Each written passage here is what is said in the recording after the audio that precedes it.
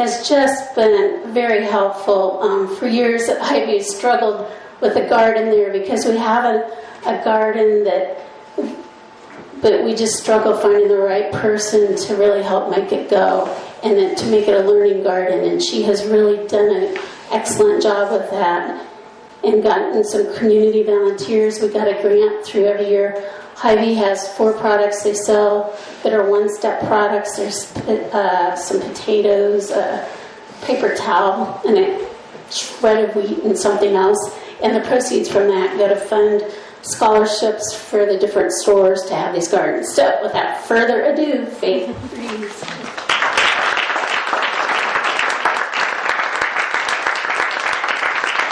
Hi everyone, thank you so much for coming tonight. It's so awesome to be a part of this community. We're pretty lucky to have so many amazing community members to support programs like the Hunger Dialogue Project and many different other groups. I just really want to thank Dee for being such a huge advocate for supporting the development of the Hunger Dialogue Project and all that she's doing. Dee ran over so many of those statistics, but this one just really stood out to me. It's the same feedingamerica.org, but it just gives you that just brings it home that 2,300 individuals in our county out of 13,000 are food insecure. That's not necessarily the poverty level, but it's individuals who are food insecure. And so a majority of our community is making less than that $20,000 a year. And so not even to speak to the $20 an hour, but $20,000 a year. If they're at 60%, 60% of our community is at 160% of the poverty level, which currently the poverty level is, I think, a little over $12,000. And so that's insane. And so if you're having to pay $2.58 per meal, that's, a large portion of your basic income. And so that's $216 a month, which is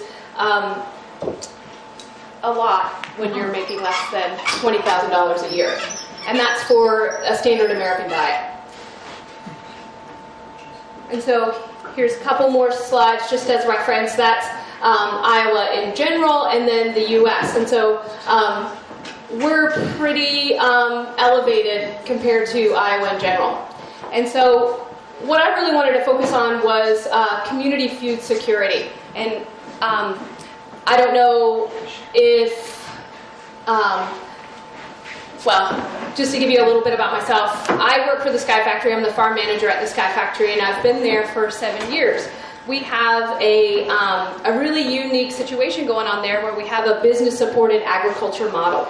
And so I was hired at the Sky Factory in 2011 to develop a sustainable food system on our 3.5 acre plot that we had set aside.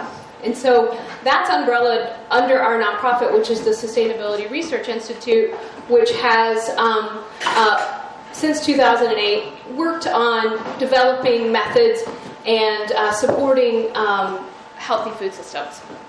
And so the farm that we have developed is just an on-the-ground approach to working on sustainable food systems. Everything that we produce at the farm is a benefit to the employees of the Sky Factory. And so we're primarily focused on rejuvenating soils, growing healthy, nutritious food, cultivating diverse crops, and working with regenerative farming practices. So we get an opportunity to do that research, but we're also supporting our employees in our Sky Factory community through a weekly contribution to our market stand. And so all of the employees of the Sky Factory have the opportunity to take whatever they would like from that produce stand home with them. And so that's a pretty awesome employee benefit. And so I've been farming for 7 years or so, I wasn't a farmer prior to taking the position at the Sky Factory, but I had done some volunteering on organic farms and had also ran the market garden at the Cypress Village farm just prior to taking that position. I went to MUM and studied sustainable living and totally got geeked out on the Elaine Ingham soil microbiology, and so I came into the position at the Sky Factory just really juiced to re-enliven the soil.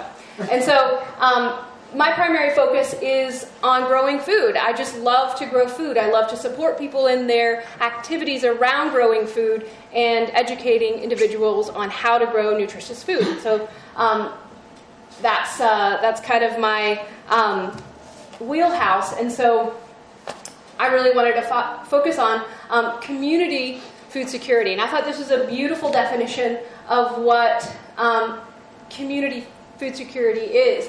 And so it's more than just food security. It's working to support our ecosystem in conjunction with individuals in need and their health as well. And so the definition of a food system. So our food system is more than just the grocery store being full, those shelves being full. Where did that food come from? Where was it grown? How did it get here?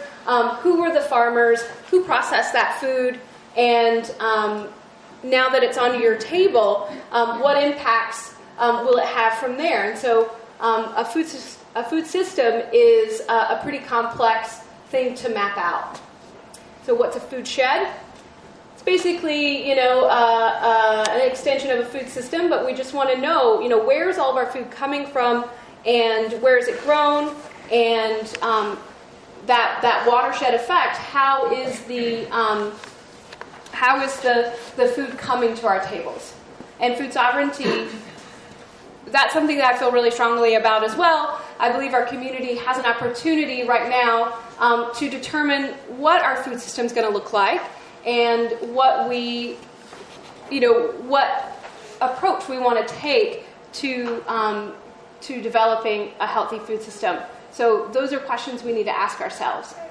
And stakeholders, we're just going through these definitions because they're going to come up a little bit later. But a stakeholder is an eater. Anyone who eats in our community is a stakeholder in a community secure food system, a secure food system in our community. And then also any organization or group that is an advocate for healthy food systems. Our grocery stores, our markets, our farmers, educators, processors, those are all stakeholders in this healthy food system. And so when we're working with a community secure food system, when we're growing food in our community to enhance our food system, we get all of these benefits. The cheap cost of food isn't necessarily factored into the actual price of the food. There's externalized costs. It's the externalities are the chronic health issues that we're dealing with in our community, diabetes in the U.S., not necessarily in our community, diabetes, obesity, depression. Those things don't necessarily get factored into the cost of cheap food, and also environmental impacts that those food systems are having on our nation. Those aren't factored in. So if we're keeping our food system local and we're growing as much of our food in our community as we possibly can, we can grow nutritious food that negates those health epidemics, or at least supports a healthier lifestyle and supports a healthier well-being. I think if you point that thing right at your mouth, it's perfect. Okay, thanks. So when we're working with small farmers growing food locally, those individuals are more likely to support diversity, to foster diversity in their farm. And so they're more likely to be more conscious of their fertility programs. They're more conscious, just like Dee was talking about how she and her husband farm and her family farm, they're conscious about their tillage practices. They're conscious of how their soil is being treated. They're conscious about how their animals are being treated. And so when you're working with farmers that are a part of your community and small farmers, you tend to have an opportunity to have those conversations with your farmers. And you know, they appreciate your advocacy for those practices, and you, I'm sure, appreciate their maintaining those practices. And so, healthy food systems definitely support healthy soils, healthy plants, healthy watersheds, healthy diets. So not only do we get to benefit from the maintenance of the nutrients in the food that we consume if we're consuming local foods, because the food that we're consuming, if it's grown in our local area, has not traveled that 1,200 miles and was not harvested 2 weeks ago and has not degraded over that period of time, we're actually getting vitality in our foods. So not only do we get that health benefit, but we're also getting the opportunity not to have that carbon be released into the atmosphere from that distribution as well. So the economic benefits, of course, we're going to keep that food dollar locally in our community. We're going to support local farmers who then also keep their purchasing dollar hopefully in the community. We're going to increase jobs because of the expansion of the food system. We're going to have more farming jobs, more processing jobs, food hub jobs, retailing jobs. So ingredients for community food security: people, mission, resources, and administration. So that first ingredient, in order to do this, we have to build community around the topic, which we're doing. Dee has been doing that for the last 4 years. And then we have a group of individuals who have been a part of that program, the Hunger Dialogue program, for the last 1.5 years.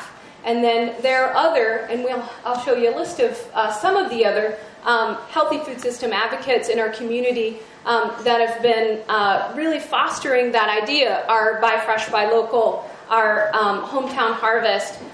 We've had many healthy food system advocates pop up in our community over the years, and we just need to be able to, like Dee said, pull those resources together and create a network out of them. And so, community.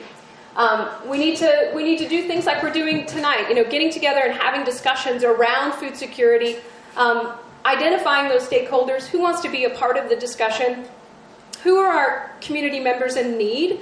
And what are the needs that they're having? We need to have those one-on-one conversations so we actually understand what the needs are, and then listen, reflect back, take notes, and then develop a forum for acquisition of that data, and then do something with that in a collective way. And so we need to look for those advocates who are really cultivating the idea of food security. We want those heroes and champions because those individuals will have the enthusiasm to follow through with the programs. All right, and so mission, we need to figure that out. What is the mission? But I really loved that definition of community food security that we saw in the beginning. Working with each individual's need for a healthy, nutritious diet that supports the health of the environment that food was grown in is, in my idea, a great plan. But that plan, that mission has to be determined. And so we have vision, but we need to figure out what is the mission and how do we follow through with that mission? What are our action steps in order to make sure that all of our community members have enough of what they need? So doing that assessment is going to be critical, and that's something that takes time. It takes data collection. It takes those interviews, one-on-one interviews with your stakeholders to know what the needs are. Resources, a large part of that, of course, is funding, because you're going to need someone to collect that data. You're going to need someone to be able to take those interviews. You're going to need someone to coordinate the opportunities in the community to get those organizations and programs interlaced and working together. And so looking for an individual or individuals who might be able to facilitate that as a role that we need to take in the community. We've been so lucky in the past to have had some really amazing community members who were invited into our community and did amazing work. Scott Tim being one of those. He was our sustainable coordinator in Fairfield. And then even Jan Swinton, she was our, what was her official role, Bob? Local food advocate. Local food advocate. But she did so much in the community when she was a part of the local food system. We have Barbara Stone, who has been our executive director of the Food Hub for the last 2 years, and has really been playing a major role as food coordinator and food advocacy, local food advocacy. The SLC board in general has been an amazing group of individuals who are constantly looking for opportunities to advance the local food system. It's kind of like a primary mission of the SLC board. We have many missions, but it's definitely one of the primary missions. So the funding can come from many areas. Food security is not just a single, it's not impacting just a single area of the community. We can look for that funding in many different areas. Social, we can source grants, social grants, health grants, agricultural grants, economic grants, environmental grants. Things like that, so we can actually get an individual funded to be able to coordinate what needs to be, start out necessarily as a food forum, but maybe that can develop into a local food charter for our community. Get some direction on our food system. But that local food coordinator, they're going to be, or they, that individual or several individuals, are going to have to offer services like accounting and financial management and event coordination and distribution collaboration, volunteer management, grant writing, which is huge. And so, whether or not we will be able to manifest an actual program that can support a food security coordinator, I don't know. But if it happens, that would be awesome. If not, I think we'll all be just playing as many roles in the community to support that goal as we possibly can. So in our community, some of our strengths, Dee mentioned so many of these already, but just some of the emergency and immediate need services for our community. Of course, the Lord's Cupboard, and I want to mention this right off the page here, that there is a opportunity, if you have a little pocket change, to donate to the Lord's Cupboard, and then also there's some information, there's a trifold back there. Please consider supporting the Lord's Cupboard, whether it's right now or later. They're always open to your donations, whether they're monetary or food. CETA, the well that, what is the official name, Dee, for the well? Cornerstone Community Well. Cornerstone Community Well. The Come to Supper, Dee mentioned that already. Summer Meals Program. We have a huge advocate in Stephanie Hawken, who is the food coordinator for the Fairfield City Schools. She coordinates a summer meals program that offers lunch 5 days a week from June into August. So any child under the age of 18 can go and have a lunch for they have a lunch for free, and if their parent or anyone, sibling over the age of 18 wants to join, they can have a lunch for $3. And so it's a balanced, wholesome meal, and it's right there and available. So all of these are emergency and immediate need services, but they're short term. Like Dee said, they need to be backed up with an actual plan for food security in the community. And so how do we do that? Here's a few other resources that we have in the community. We already know about the Hunger Dialogue Project. We're a community of conscious eaters, and we have just a beautiful array of enthusiastic farmers who are really supportive of the community. We have a beautiful, robust farmers market. We have a lot to choose from. We just need to build capacity in order to service everyone, and then work on making that food available to individuals in need. So the food hub. So this is a fun opportunity for building food security personally. The Lending Seed Library at the Fairfield Public Library is a program that Rebecca Johnson put together, the director of the Fairfield Public Library, working with seed savers. And so there are 6 or 7 different, there are several varieties, but 6 or 7 different plant families, tomatoes and beans and corn and different plant families like that are available for checking out. You just go to the library just like you would check out a book, and you check out a seed package. And you take that seed package home and you grow those seeds out, and then you harvest that produce at the end of the season and return the seed. Return some of the seed. And you get a little information when you decide to be a part of the program. They'll teach you how to save the seed, and it's just a little brief intro, and you agree to bring the seed back, and then someone can do it again next year.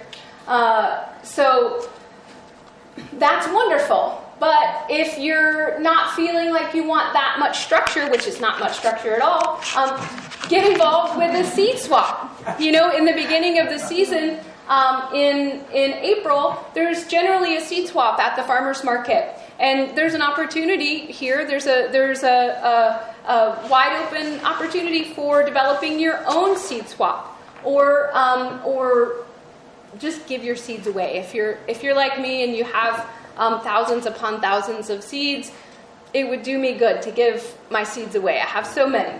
I save a lot of seed. Saving seed is a beautiful way to support community food security. I guess, just, this is like pretty blatantly obvious, but I think growing your own food and growing more food in our community is the answer, and so we just have to figure out how to do that. And so encouraging individuals to do as much home gardening as possible or community gardening as possible is where I'm at with that.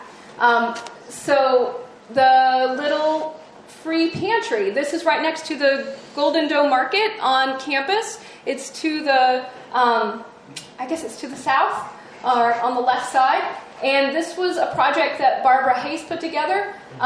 Dora helped her, and then several other supporters helped as well. And so you could develop something like this.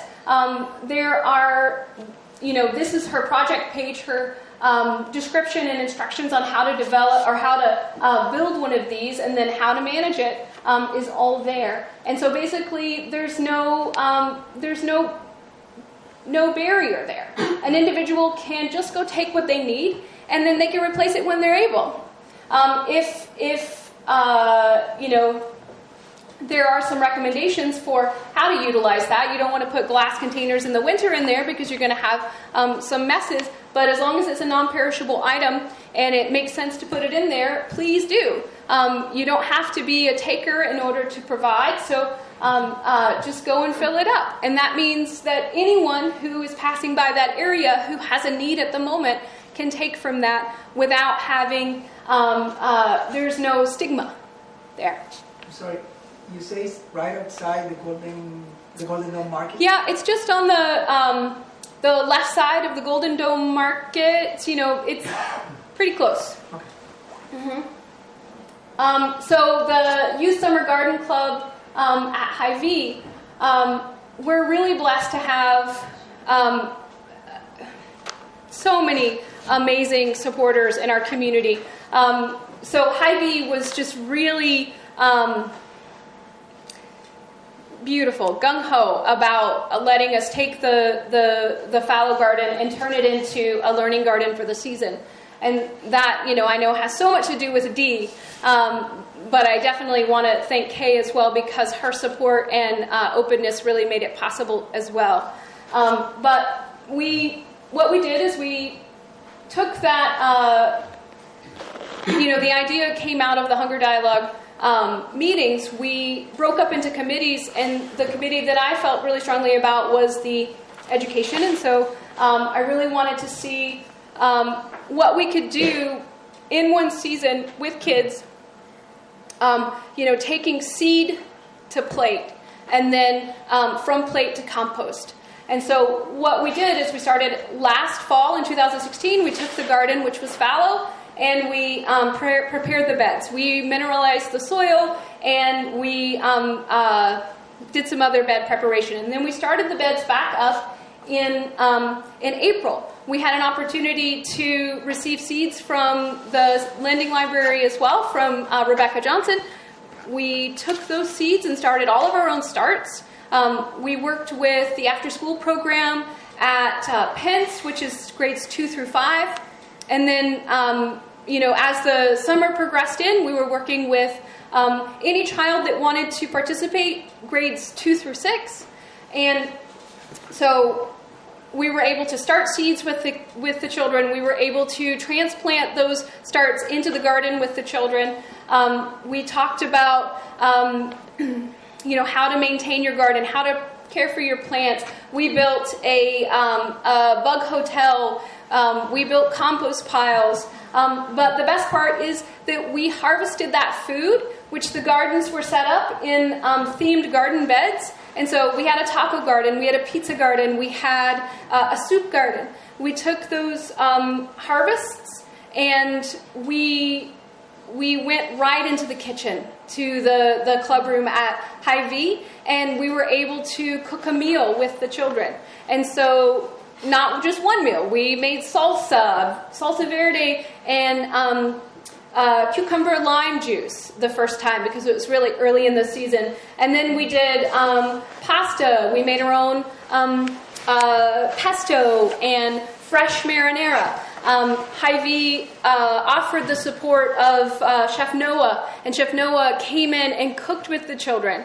And so not only did they know how to plant the food, how to know when the food was ready to harvest, how to harvest the food, but then they learned how to cook the food.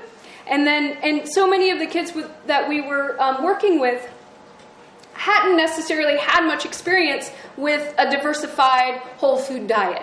And so it was a real sweet opportunity, and they really appreciated it. And I had several young boys at the end of the season who really wanted to come back. They didn't necessarily want to fill their plate with vegetables, but they enjoyed being in the garden. They enjoyed having the experience.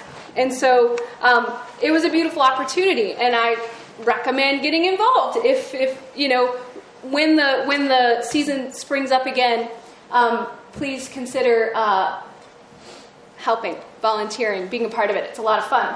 And so some of the other things that we can do, of course, you know, if you're able, you know, buy locally. Support organic and sustainably grown foods when it's possible. It's something that you can make a commitment to if you're not in a financial hardship, but I understand it's not possible when you are in a financial hardship. So do what you can to support locally grown food, and if you can't buy locally grown food, try to grow your own. If you need help or tips with that, take my card. I'd love to give you some ideas.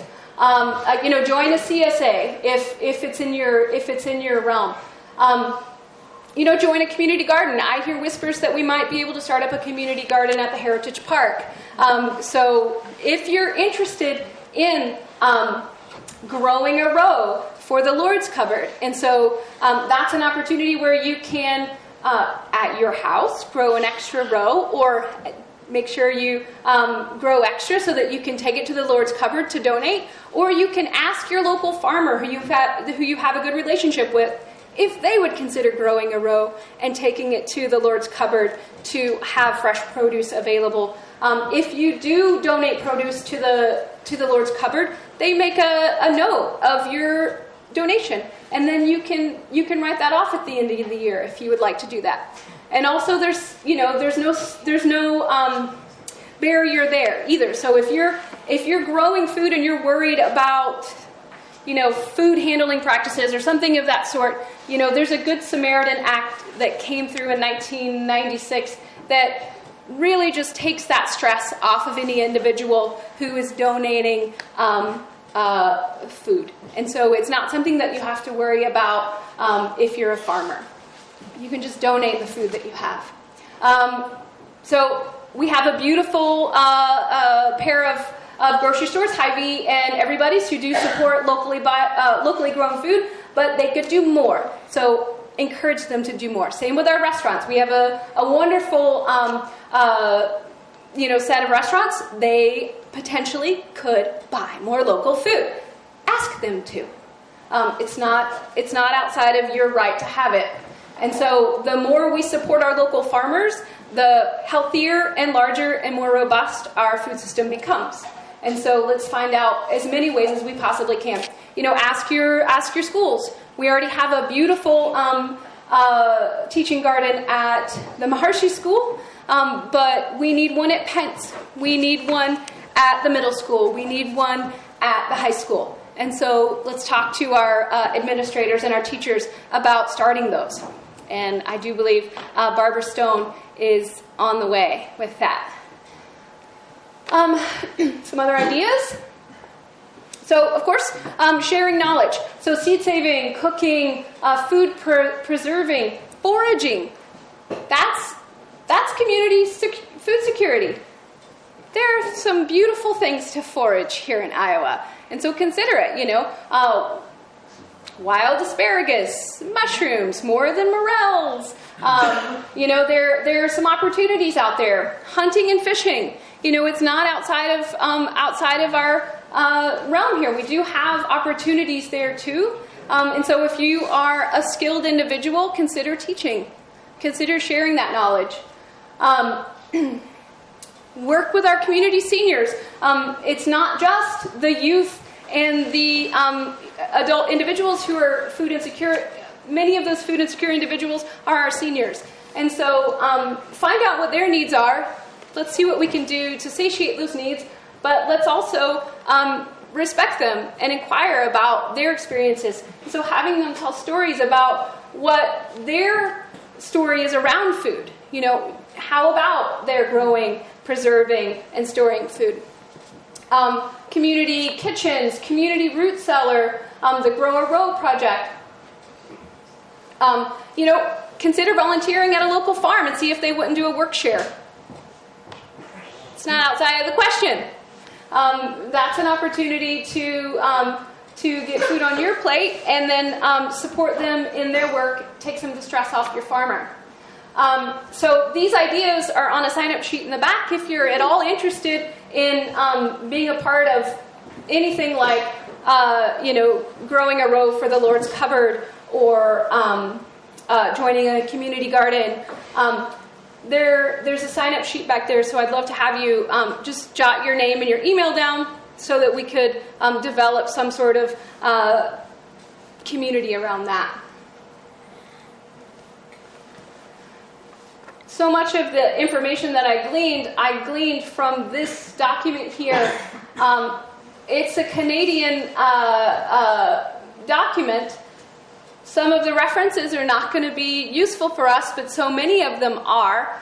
It's 88 pages of how to build food security in a rural community. really awesome. And then just a couple pages of references there, if anybody wanted to think about that. Faith, we'll have all of the slide presentations on our Facebook page and soon our website. So if you want to go to the Facebook page, Sustainable Living Coalition, just look it up, and then we'll be posting these. Cool. Thanks, Bob.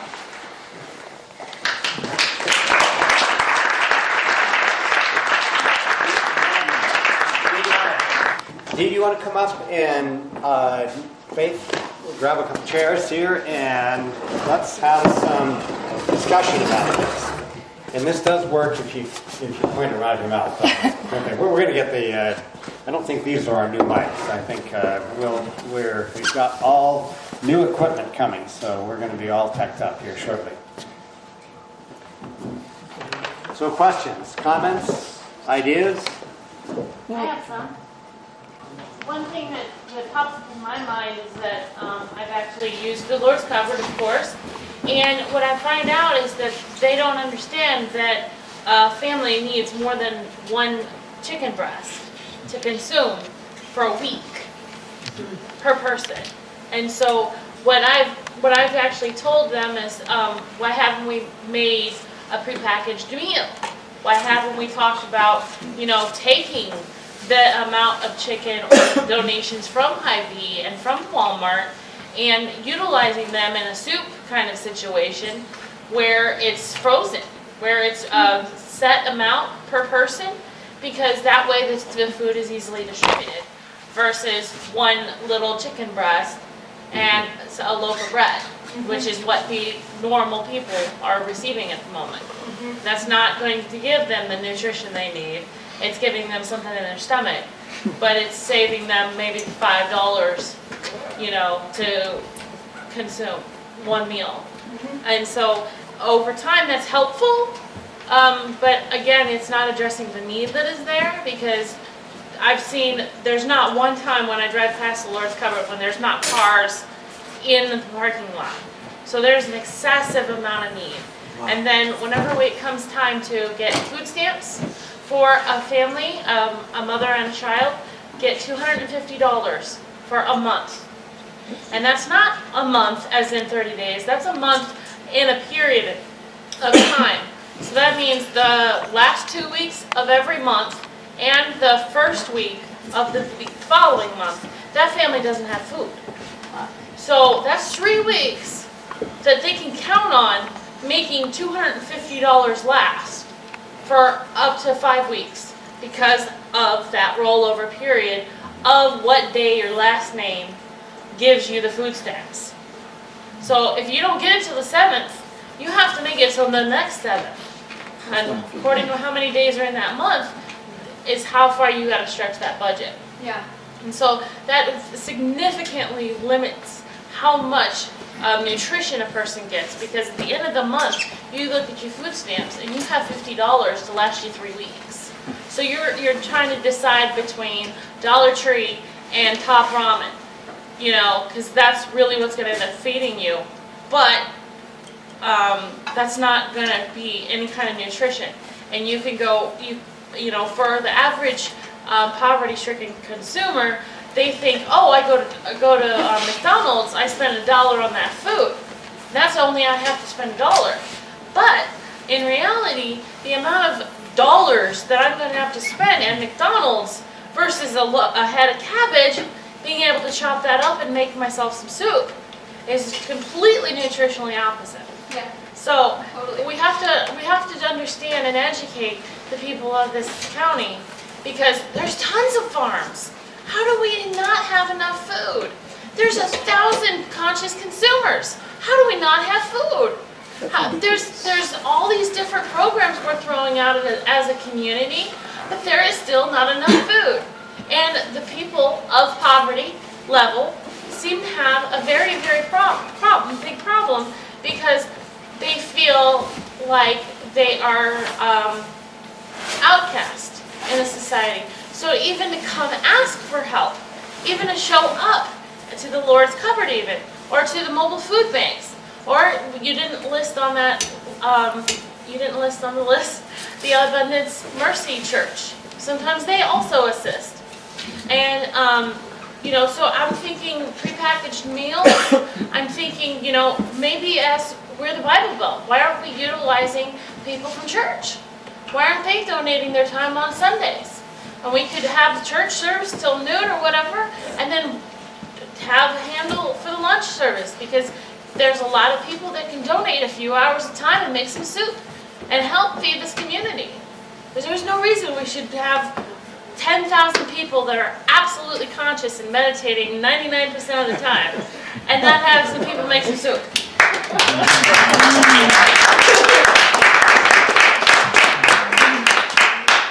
All right.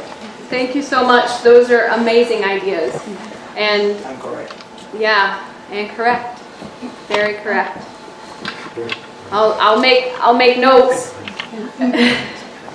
There's one thing I'd like to say. I've been at Hy-Vee, like at the end of the day, like maybe between 7 and 7:30, and the food that's not sold from their buffet gets thrown out. And I asked them, why aren't you donating this to the Lord's cupboard? And it's not their policy. So I don't know if maybe the Kiwanis or somebody could get like a refrigerated, something so that the food could be safely saved, but then donated, because there are a lot of homeless people in our town.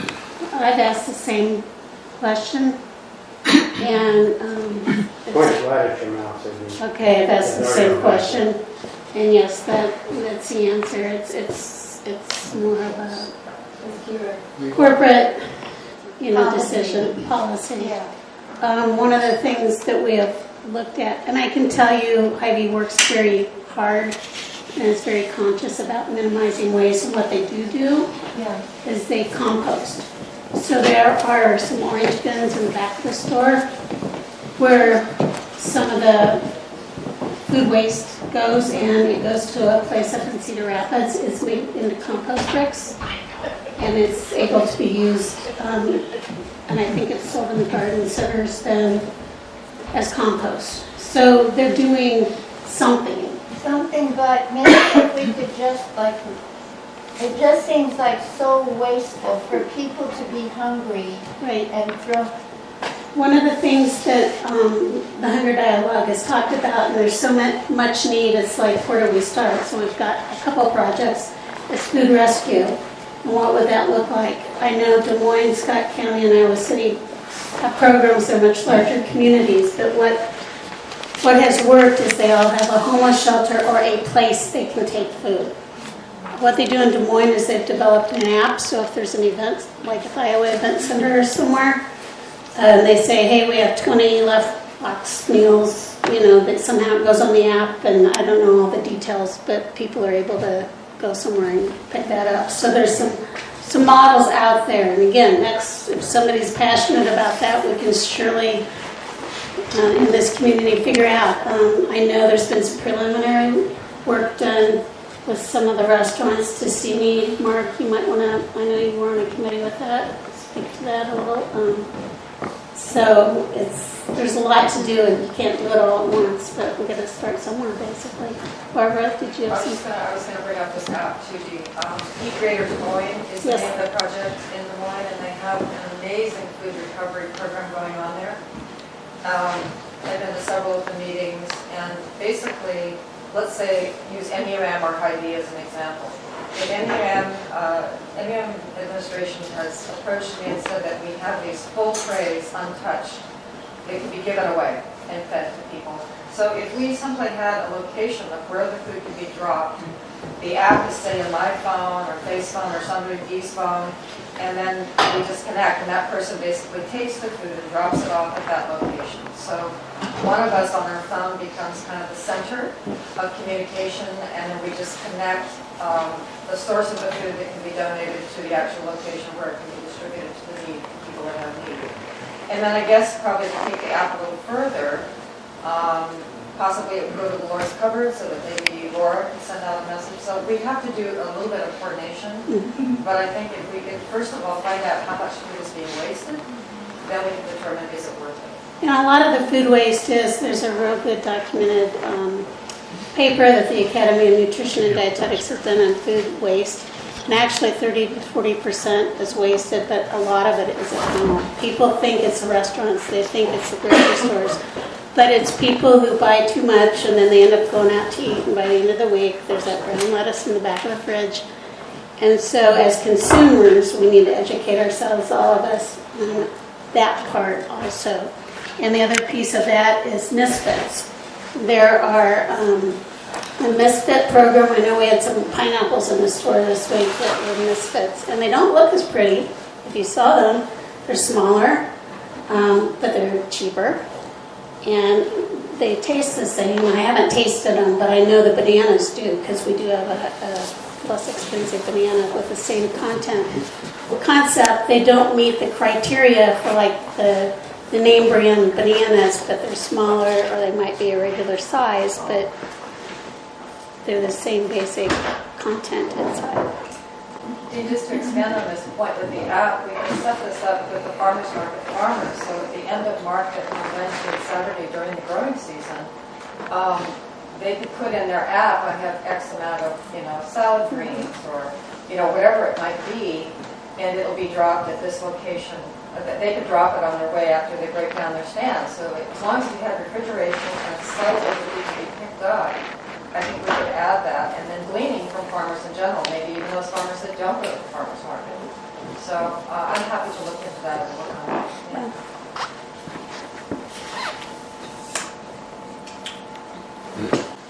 I'm just surprised that I've finally learned that the Lord's Cupboard will even accept fresh produce.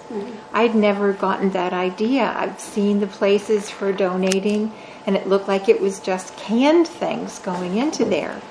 And I hardly even eat any canned things. I eat almost all fresh.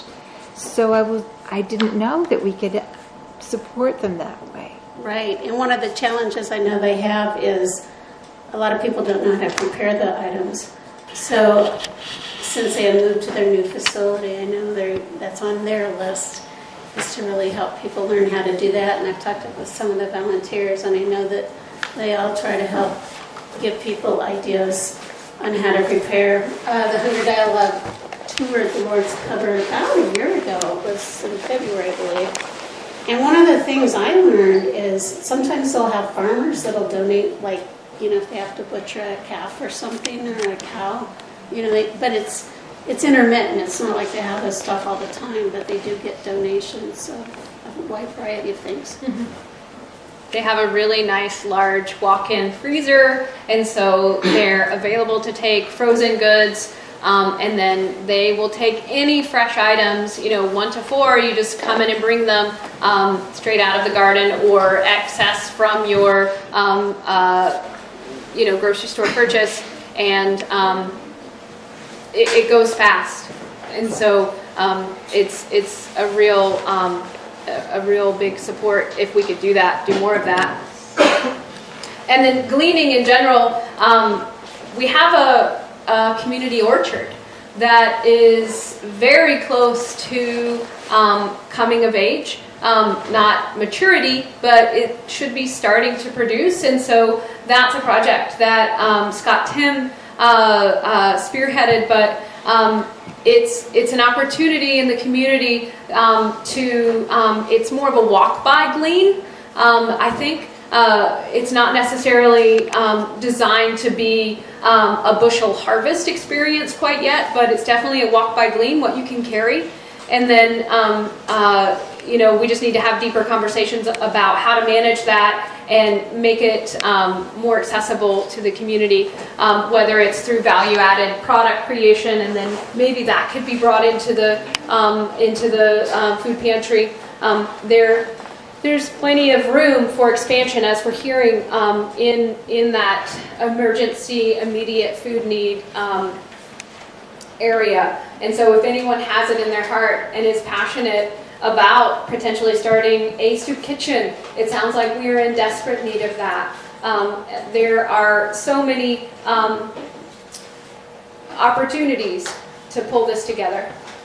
And I believe in Atumwa, one of the coffee shops there, I started some kind of a soup kitchen. I think it's on a a couple hours, maybe a day. I'm not sure of the exact details, but they sell coffee, and then they take some of those proceeds and are able to have soup down the alleyway or something.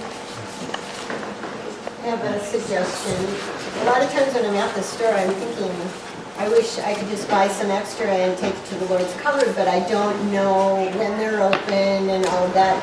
If you just made a poster for everybody's in Hy-Vee that people saw when they came in that showed exactly what they take and what their hours are, I'm sure that many people would buy the groceries and on the way home would drop them off at the Lord's cupboard, but I just don't know what day, I don't know what days of the week they're open. And so just a big poster that people see, I'm sure you'd get, I know I would go every time I shop, I would stop and drop something. I'll create it tomorrow. But I'm sorry, at everybody's there is a drop box But that's, that you can drop it there, and then someone from the Lord Caribbean comes to everybody's and pick it up. but I'm talking about fresh stuff. Like, Oh, let's see. I don't really like donating packaged foods because I don't feel it's that healthy. Oh, By all means, please donate vegetables. That's great. I'll create those and get them up with the basic, you just want to know What they take and what their hours are. How many people's minds are kind of spinning with ideas? Mine is. What would happen if the Sustainable Living Coalition... Speak into the mic, Bob. Yes, thank you. It's easier to say it than to do it. Thank you very much. Yes. We're going to make sure that we get our nice fancy mics here next time. So what would happen if we created a working group that was distinct from the Hunger Dialogue, that was specifically focused on gathering food and distributing food beyond what the Lord's Cupboard is able to do? I mean, there's so many ideas, so many different possibilities. One of the things that strikes me is that I know these stats were from Great Britain, but in World War II, when everyone was growing vegetables in their yard because there weren't vegetables to be had, it was interesting that apparently in those years arthritis virtually disappeared from British society, and it came back after the war and people started to eat sugar and all the rest of the stuff. So we actually can really move the needle from a nutritional standpoint if we do this. And how many people would be interested in at least a conversation about how to create that kind of a working group? Who would be interested in working on it? Great, lots. So, good. Shall we do it? Let's do it. Let's do it. Okay. Thank you all for coming. It's really enjoyable.